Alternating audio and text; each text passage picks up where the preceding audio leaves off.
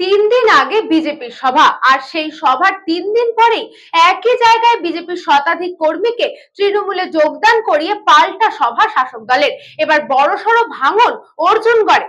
গত 6 তারিখ মঙ্গলবার ব্যারাকপুর স্টেশনে বিজেপির পরিবর্তন সভা। এবার সেই সভার পাল্টা সভার আয়োজন করা হয় শাসক দলের পক্ষ থেকে। এই সভায় উপস্থিত ছিলেন ব্যারাকপুরের সাংসদ পার্থ ভৌমিক, বিধায়ক রাজ চক্রবর্তী সহ শাসক দলের উচ্চ নেতৃত্ব। এদিন এই মঞ্চে ব্যারাকপুর লোকসভা কেন্দ্রের বিজেপির প্রায় 300 কর্মী বিজেপি থেকে তৃণমূলে যোগদান করে। মূলত নোয়াপাড়া টিটাগড় অঞ্চলের কর্মীরা যোগদান করে এবং সাংসদ পার্থ ভৌমিক এদিন মঞ্চ থেকে বিজেপির নিচু তলার কর্মীদের আরো যোগদানের জন্য স্বাগত জানায়। বিধায়ক রাজ চক্রবর্তী মঞ্চ থেকে সাংসদ অর্জুন সিংকে সরাসরি ক্রিমিনাল বলে আক্রমণ করে। পাশাপাশি আইপ্যাকের অফিসে হানা নিয়ে বিজেপিকে আক্রমণ করে বলেন, রাস্তায় বিজেপি থাকলে তাদের দিকে তাকাবেন না। ভাবনা চিন্তা কি যে এখানকার নেতারা যারা রয়েছে যাদেরকে পাল্টিবাজ বলে, এখানে সবাই তাকে বলে ডিগবাজি, মানে বালিশ নিয়ে ঘুরে বেড়ায়, একবার পাল্টিয়ে করে ওপাল্টি। সবসময় তার একটা ক্ষমতা থাকার একটা টেন্ডেন্সি আছে এবং এখানকার বাচ্চা এবং সবার মধ্যে নানা সবসময় একটা সন্ত্রাস তৈরি করার চেষ্টা আছে। এখানকার ব্যবসায়ীরা আজকে যেমন সুস্থভাবে ব্যবসা করতে পারত, সেই ব্যবসা করছে, সেই ব্যবসায়ীদেরকে আগে ভয় দেখিয়ে নানা রকম ভাবে তাদেরকে শাসিয়ে টাকা পয়সা তোলা হতো।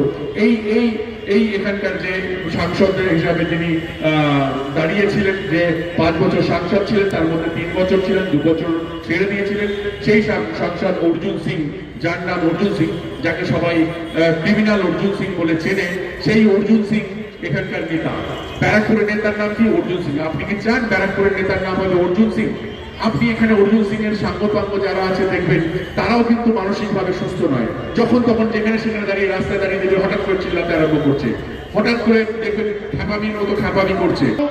দীপক সাউ, শ্যামল কুমার মাহাতো, গণেশ সাউ, পূর্ণা মাঝি থেকে সিপাহী রাম, আমান, রৌনক সাউ, রিক্কু, সন্তোষ, তপন, সন্তোষ, শ্যামল, নারায়ণ। বেঙ্গলে, পশ্চিমবাংলায় বিজেপি একটা ডাস্টবিনের মতোই আর কি, একটা সাইডেই পড়ে থাকবে। এবং এদের যা কার্যকলাপ, এদের যা ভাবনা চিন্তা, এরা যেভাবে কথা বলে, এরা যেভাবে মহিলাদেরকে অসম্মান করে, এরা যেভাবে অন্য রাজনৈতিক দলেদেরকে উপর যেভাবে অ্যাটাক করে, এবং আমার মনে হয় যে এরা যেভাবে এগোচ্ছে সেটা কোনোদিনই আগের বার যে ওরা ভোট 2021-এ যতটা সিট পেয়েছিল তার থেকে অর্ধেকেরও কম সিট পাবে এবারে, একদম 100%। তো ডাস্টবিনই তো পরিণত হলো না, যে আমি ছিলাম 70-74, আজকে গিয়ে দাঁড়ালাম আমি 20 বা 10 বা 20, তো আমি ডাস্টবিনেই তো পরিণত হলাম না। এবং আমার মনে হয় যে বিজেপি এই দলটা বাংলার জন্য নয়, একদমই কোনোভাবেই নয়। এবং বাংলার মানুষ সেটা 2026-এর ইলেকশনে বুঝিয়ে দেবে।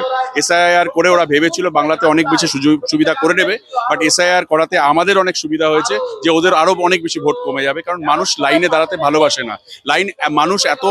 মানুষ এত কষ্ট পছন্দ করে না। আমরা যেখানে 365 দিন মানুষের জন্য রাস্তায় নেমে কাজ করি, ওরা সেখানে মানুষকে রাস্তায় নিয়ে গিয়ে দাঁড় করায়। তো এটা তো পার্থক্য তৃণমূল আর বিজেপির মধ্যে, অবভিয়াসলি। আমি বলি, हिंदी तो बोली, ये एक राजनीतिक इतना बड़ा संस्थान है तृणमूल कांग्रेस, जहां से पढ़ के जाके बाहर जगह पे चाकरी कर रहे लोग और बड़े बड़े पदों पे चाकरी कर रहे, बीजेपी में जाके चाकरी कर रहे। तो जो चाकरी कर रहे हैं, नौकरी कर रहे हैं वहां पे जाके, तो इसका मतलब ये होता है कि ये बहुत बड़ा संस्था है जहां से लीडरशिप तैयार होता है। तो जो लीडरशिप तैयार करने वाली संस्था है, वहां मैं भी पढ़ने आया हूँ, मैं भी सीखने आया हूं, लेकिन मैं वहां जाके नौकरी करने के इरादे से नहीं आया। मैं अगर पढ़ूंगा भी तो यहाँ रह के पढ़ाऊंगा भी। तो ये एक से बहुत बड़ी संस्था है जो आपको राजनीतिक क्षेत्रों में बहुत अच्छी सफलता दे सकती है। ये बहुत अच्छी संस्था है जो आपको जन कल्याण और जनहित में काम करने का रास्ता बता सकती है। तो मैं इसीलिए तृणमूल कांग्रेस और ममता बनर्जी, अभिषेक बनर्जी और पार्थ भौमिक जी के साथ आज तृणमूल कांग्रेस में शामिल हो चुका हूँ। अभिषेक बनर्जी जिंदाबाद, वंदे मातरम।